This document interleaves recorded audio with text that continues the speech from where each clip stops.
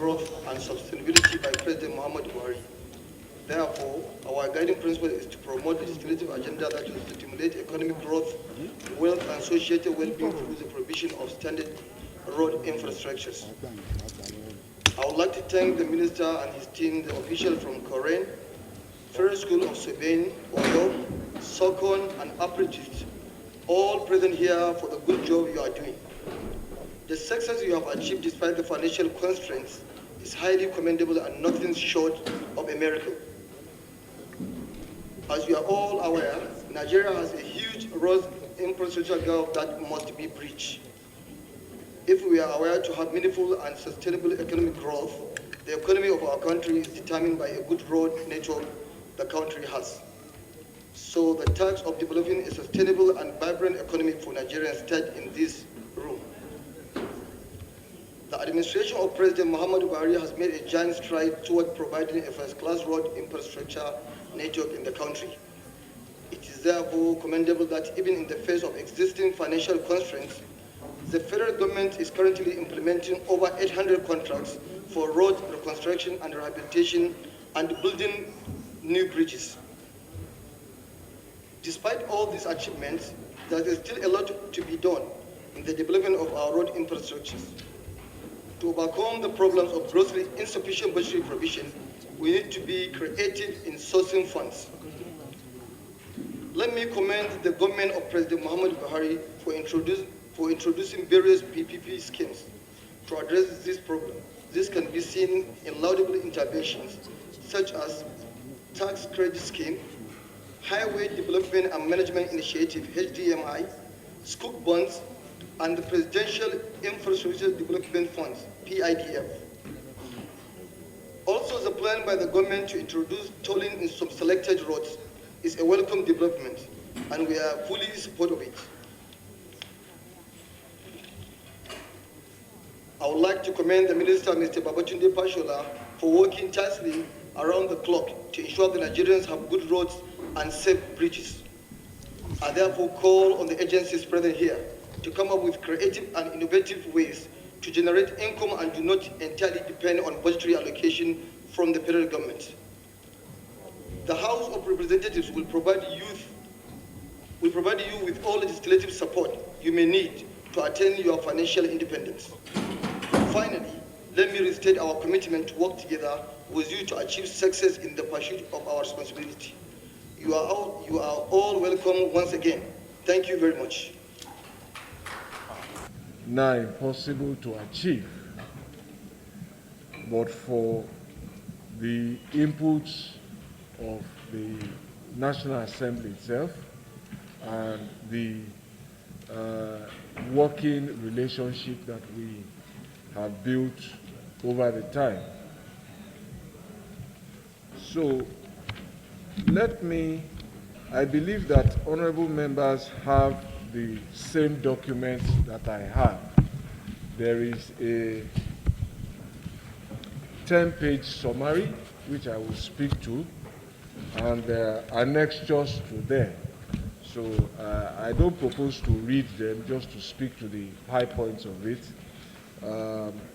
So we are here as part of the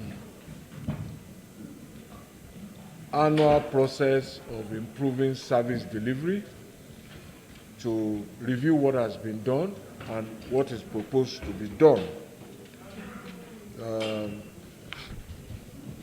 On page 2, we have provided the overview of the 2021 appropriation, which is still under implementation, 399.694,565,220 billion appropriated in 2021 for works and housing. Out of this, the capital allocation to both sectors of the ministry, that is works and housing, is 347,673,310,529. The details are in paragraphs A. Excuse me, sir, you have to do that without the flash. It's interfering with my side, please. The details are in paragraphs A, B, and C, which shows capital allocation to the main ministry and parastatals, overhead to the main ministry and the parastatals, and then the personnel costs. I will take it as read, sir. If you go to page 3, after dealing with the allocation, we then go to the releases. That is the revenue side of the performance. Out of 347,673 billion, 182,970, 450, 999 billion has been released so far to the ministry. The breakdown of that release will show that out of that 182, in a prorated manner, 114.265 billion was then released to the works sector, because our budget is usually consolidated, but we then apply the prorated totals to allocate releases, so that if we have 100 naira budget for works and housing, and the works component is, say, 60 naira, and the housing component is 40, if we get 50 naira, we will release 60 naira, 60% of 50 naira to works and 40% to, so that's the explanation there. And in the works sector, we then have sub-departments, highways, bridges, and so on and so forth. Again, you will see on page 3, paragraph B, that 96 billion out of, before I go there, in terms of percentage release, the release to the work sector represents 52.63% of what should have been done in the year. Now, I must point out that whilst we are evaluating performance, the honourable members should bear in mind the fact that budget implementation did not start until 31st or thereabouts of May. There was a circular delay in implementation because of the carryover of the COVID provisions of 2020 that we had to exhaust. So essentially, this budget operation has been for 1st of June, essentially till about today, just about 5 or 6 months approximately, so that we should bear that evaluation in mind. So 56% of capital that has been released. And then you will see in terms of releases to highways under the work sector is 96 billion out of that 114 that was released, and this represents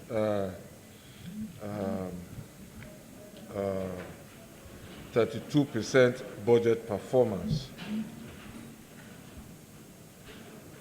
Now, all of these percentages are in terms of actual budgetary releases, and because we have a cash accrual system, this is what you will record. But if you go further down, you will see that as at 20th of October 2021, we have cumulative certificates of 420.583 billion. This is work done yet to be paid for because the releases have not come in. But it has been done. It should actually be measured as performance, but it won't be measured until it is paid for. So work hasn't stopped. There's still some level of confidence and trust for contractors to continue to do their work in the belief that some payments will come through. On page 4, we have just highlighted some of the projects that have been completed as a result of the efforts, and maybe just to speak to a few of them. The long-drawn Kano-Maiduguri highway is now achieving completion of critical sections. The section 2, Shuarin to Azare, 177 kilometers dual carriageway on both sides, now completed. Section 3, Azare to Potiskum, 101 kilometers dual carriageway, now completed. Vandekia, Obudu Cattle Ranch, 28 kilometers, now completed. Sokoto, Tambuwa, Jega, Kotangora, and Makera, Section 1, which is Sokoto to Bini, Yauri, 155 kilometers, now completed. Newe, Uduma, Mpu, Enugu to Uburu, linking Enugu and Ebonyi, 40 kilometers, now completed. Ecom Bridge, evacuating, helping to decongest the Calabar port, now completed. Section 2, Gashua to Baimeri of the Unguru Gashua Baimeri Road, 25 kilometers, now completed. The two-lane bridge linking Nigeria and Cameroon, also now completed. And just to give you a measure of the undertaking, I think Mr. Chairman also referred to this in his opening address, that there are over 800 contracts. The number keeps moving. It's a moving target because just this morning, Council again approved one more. So we'll update that figure, but at the time we were preparing this, we were at 856 contracts. They represent a total of 13,000 kilometers of roads and bridges at different stages of construction, rehabilitation across the country. In the year under review, the aggregate length of work that has been completed is 816.29 kilometers as at the time we submitted this report. In the last few days, some other completion certificates have crossed my desk, and we will update this as we go on. We have interventions of road network also in tertiary institutions, which you appropriated for, and this is going on in, we have completed 70 kilometers aggregate length across 34 tertiary institutions, while work is going on 9. What we do is that within tertiary institutions, federally owned universities, colleges of education, and other tertiary institutions, we get all these requests. Our roads are bad, they haven't been fixed for a long time, and so on and so forth. Usually 1 kilometer, 2 kilometers. I think the longest is about 3 kilometers. So, but it helps in no small way to impact on learning outcomes. In some schools, we just found out that because we did a road, students now have to walk 15 minutes to class instead of about 40 minutes, 30 minutes, and there's an incentive to learn because of this, or go get to their hostels. And the importance of this, of course, is the sometimes generalized view that education is not adequately funded. Sometimes the narrative comes from looking at the Ministry of Education's budget alone, but there is education infrastructure, which is also an investment in education itself that must paint the totality of the picture of what is going on in education. And perhaps we might all be well-minded to just take this on board. Paragraph 6 of page 5 just speaks to what we're doing with bridge maintenance across the country. We found out that some of the bridges that we built have not received any or enough maintenance since their construction. I was just whispering to the PAMSEC here that after this presentation, we need to urgently look at a bridge that the bearings have broken, and very, very urgently we must intervene in order to avoid accidents, really. So, but in order to stop this incidents from becoming normal, we're going back to some of what used to happen in the past to re-establish the bridge maintenance unit. And we will need either to engage people, or we will also need to provide equipment and material for regular inspection to be undertaken. So let me use this opportunity as you are making decisions. Just be mindful of one of two things that I have said. Our work continues to increase, but our manpower is not increasing. Our work continues to increase, but the manpower is not increasing. There is the risk then of personnel becoming overwhelmed. It's a real risk, and we should avoid it.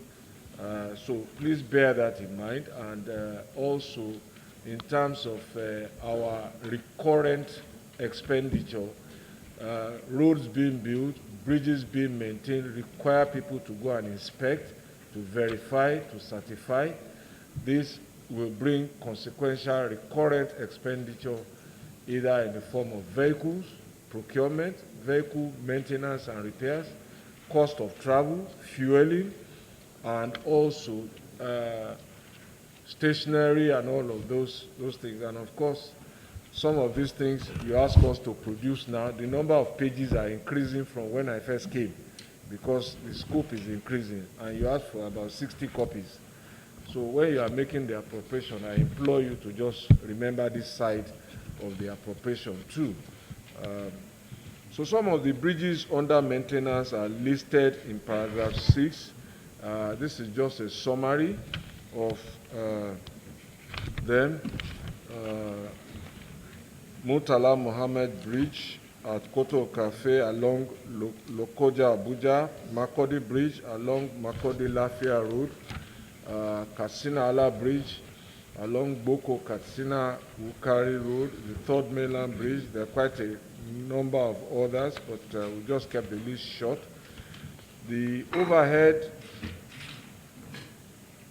in paragraph 7, 365,750,697 naira and 69 kobo was released, representing 58.33%. So we are hopeful that we will get the outstanding of 261,250 million. Personnel cost of 10.416 billion is being implemented by the Office of the Accountant General, and I'm sure he will report that to the appropriate committee. Revenue generation by the ministry, 837,399,022 naira 33 kobo, generated from January to August 2021, which have been remitted into the CRA with evidence attached to the bundle before the Honourable serves. Mr. Chairman, that is the highlight of the performance of the 2021 appropriation. I will pause there to take directives from you, sir.